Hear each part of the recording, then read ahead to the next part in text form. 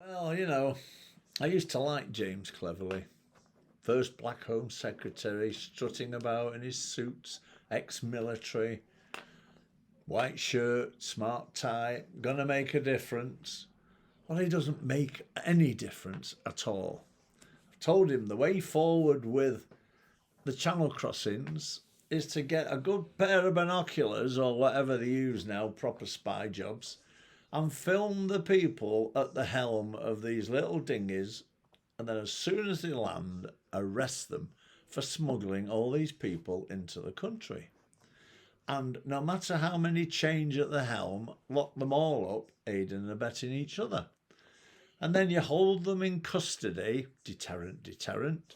And then if they go to court, they're either found guilty and they go to prison, or they're found not guilty and you can deport them because they've been arrested. Now, what's wrong with that? It's fabulous. But anyway, it's come out today with Wayne Couzens. Remember the Met cop that killed Sarah Everard? Well, lessons to learn, blah, blah, blah, and all this, and one thing and another, and all that. Very whingy. Talking about it like it's the only case. Like George Eustace, one bad apple. Can you remember him? Crying out loud. And then, of course, we got Leslie Thomas, King's Counsel, saying that Manchester was rotten to its core.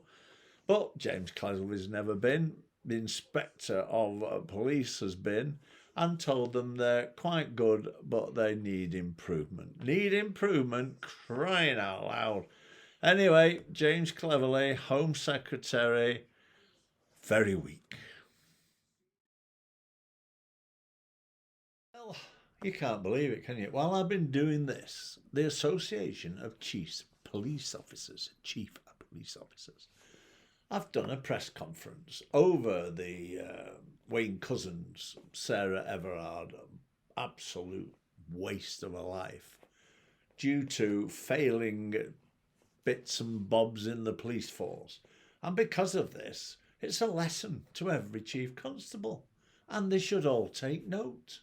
And they're going to take questions off the press. So that'll be on the news. But absolute nonsense. Get a grip. They don't know. Well, they do know, but they hide it. You never see anybody above an inspector being disciplined for anything.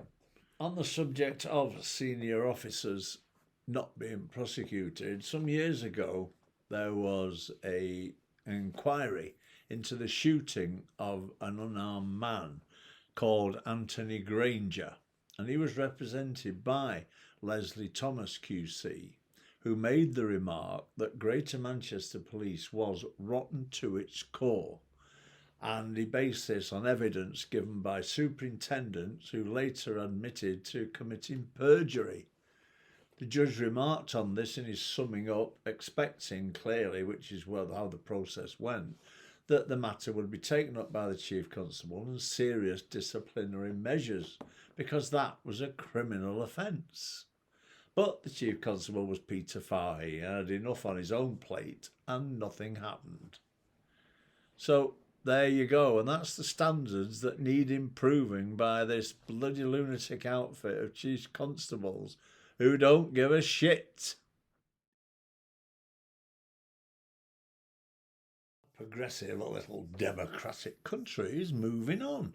We've moved on from racism and Black Lives Matter, because that being a charity that was collecting Marxist money or something like that. And we stopped bending the knee now for them. We've changed the reason. Racism in football or some bollocks. They don't do that in rugby, do they? And what have we got? Moved on from blatant homophobia, haven't we? And we've moved on from transphobia as well. Nobody's going on about it all, are they, anymore? But the whinge of the week, what is it? It's Islamophobia. Well, it's not the week, is it? It's bloody months. And who pops up? James Cleverley. Mr. Tough Guy, posing in his suit, going to stop the possessions. But not every week, not every month.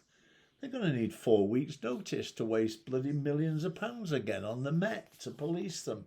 Why doesn't he ban them Why don't they get a grip? It's not racism, it's not Islamophobia, it's keeping the streets clear. It's stopping them climbing on monuments and painting buildings, dropping flags where they want. Racist chants. Stop the processions, get a grip, James Cleverley. But don't hold your breath. Well, a real politician, Lee Anderson, won't apologise to the bent little bastard Sadiq Khan for what he said in Parliament. And everybody's jumping on him now, suspended by the bloody Mardhouse Conservatives. I used to vote for them, not doing it anymore. I'm going to Reform and Richard Tice. That seems to be gaining traction anyway. Can't be any worse. So anyway, like I said, Paul Scully MP. Well, it looks like another little hard case. Going to deal with this and that and the other. It says there's no-go areas in Birmingham and London. And oh dear, how disgraceful and all that. And then what does he do day after? Withdraws his comment. Bloody Mardhouse. There are no-go areas, for crying out loud. Everywhere. You name it.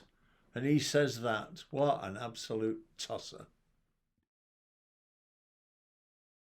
Another one spouting Islamophobia is ex-MP Baroness Saida Warsi, who says, because she lives in Wakefield, there are no-go areas. So that's all right then. Well, it isn't, because there are.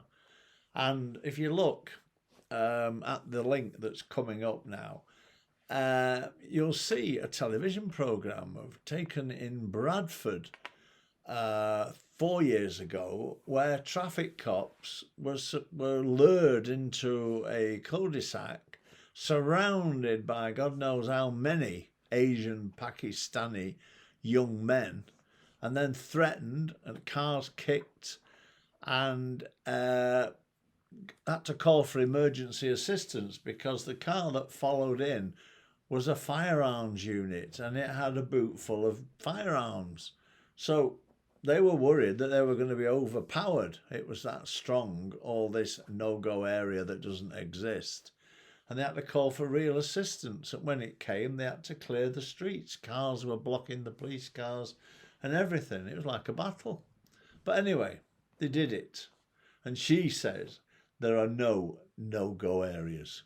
Get a grip. If you can't do the link and if you can't be bothered, you can look at it as a title on YouTube, Chaos in Bradford, UK police outnumbered and surrounded.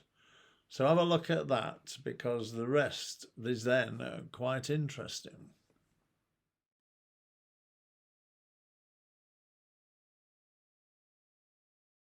Well, the only bright part of this was the fact that it kept this lot off the streets, attacking police cars and stopping them grooming young white girls. So anyway, every cloud has a silver lining.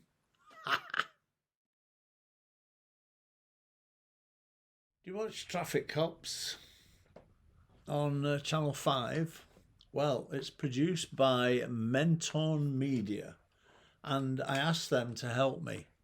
Could they identify the episode where the police were trapped in a cul-de-sac by Asian males? They've sent me the link, and now that's what I've published, and I'd just like to thank the producer, Simon Meehan, for his help. A little public service issue. If you're disabled, as I am, I've lost a bloody leg, can you believe? Anyway, if you're disabled, you can apply for this card, and it's the Access card. Now, anyone can apply, and if you're disabled, and you get priority in theatres, front row, can you believe, at the Apollo. And they have an Access card department. You can't get your breath, can you? I've never heard of it. You travel by train, you get met by a buggy at London and wherever, taken to the taxi, no trouble, straight to the front because you're disabled. And anything you can think of, you can ask. do you take the access card or do you recognise the access card? And many people do, but no one's heard of the card.